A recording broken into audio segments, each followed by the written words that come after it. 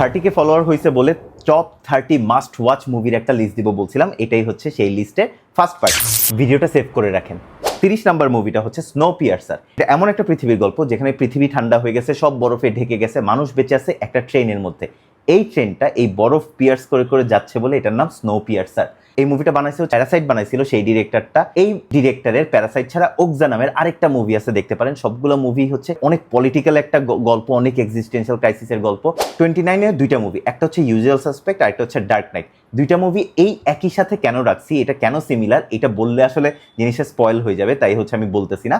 But দুইটা মুভিতেই খুব strong villain আছে, আইকনিক ভিলেন। তারপরে মুভিটা হচ্ছে এক্স মাকিনা, এটাকে অনেকে এক্স মেশিনা বলে, বাট এটার নাম আসলে এক্স মাকিনা।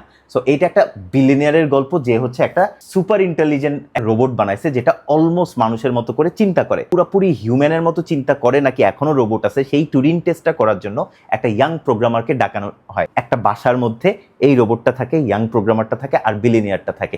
এই তিনজনের মধ্যে এখানে অ্যাকশন আছে, রোম্যান্স আছে, ফাটাফাটি সায়েন্স ফিকশন, অনেক ইন্টেলিজেন্ট ডায়লগ আছে। অসাধারণ একটা মুভি, জাস্ট দেখে ফেলা উচিত।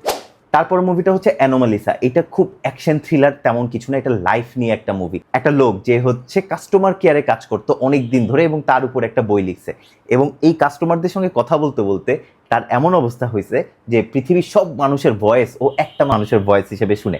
সো নতুন কারো ভয়েস শুনে না, এরকম একটা অবস্থা হয়। এই সময় ও একটা কণ্ঠ শুনে, যেই কণ্ঠটা তার কাছে অন্যরকম লাগে। সো এখান থেকে একটা রোম্যান্টিক গল্প শুরু হয় এবং এন্ডিংয়ে এসে বিশাল একটা টুইস্ট আছে। আমার খুবই পছন্দের একটা মুভি। তারপরের মুভিটা হচ্ছে eternal Sunshine of spotless mind. আমি শিওর এটা সবাই অনেকেই দেখে ফেলছে। এটা একটা রোম্যান্টিক, প্রচন্ড রোম্যান্টিক মুভি। এখানে এমন একটা দুনিয়ার কথা আছে যে এখানে আপনি যদি ছ্যাঁকা খেয়ে হইতেছে আপনার এক্সকে ভুলে যাইতে চান, তাহলে আপনার মেমোরিটা রিমুভ করে দেওয়া যাবে। বাট এইটা জাস্ট হচ্ছে শুরু। এরপরে যে কি কি আছে, এই টেকনোলজিটা কে কিভাবে মিসইউজ করতেছে এবং এর মধ্যে একটা কাপল কিভাবে নিজেদেরকে মনে রাখার চেষ্টা করতেছে, এই ফাইটটা প্রত্যেকটা সায়েন্স ফিকশনও বাট প্রচন্ড রোম্যান্টিক একটা গল্প। তারপরে 25 নম্বরে দুইটা মুভি, একটা হচ্ছে এলিয়েন, একটা হচ্ছে ম্যাড ম্যাক্স ফিউরি রোড।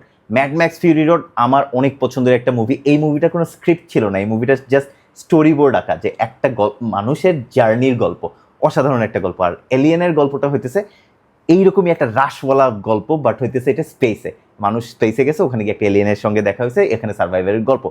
এখান থেকে বিশাল এলিয়েনের বিশাল একটা ফ্র্যাঞ্চাইজ বের হয়েছে। আমি কয়েকটা রিভিউও করছি। এই দুইটা মুভি মাস্ট ওয়াচ। আমি লিস্টটা তৈরি করছি খুব প্যালেটেবল করে, মানে আমার অনেক মুভি যেগুলো পছন্দ, অনেক হাই থটের মুভি, সেগুলো হয়তো সবার ভালো লাগবে না। তো সবার যেন ভালো লাগে এইরকম একটু মেইন স্ট্রিম ধরে লিস্টটা তৈরি করা সবার ভালো লাগবে।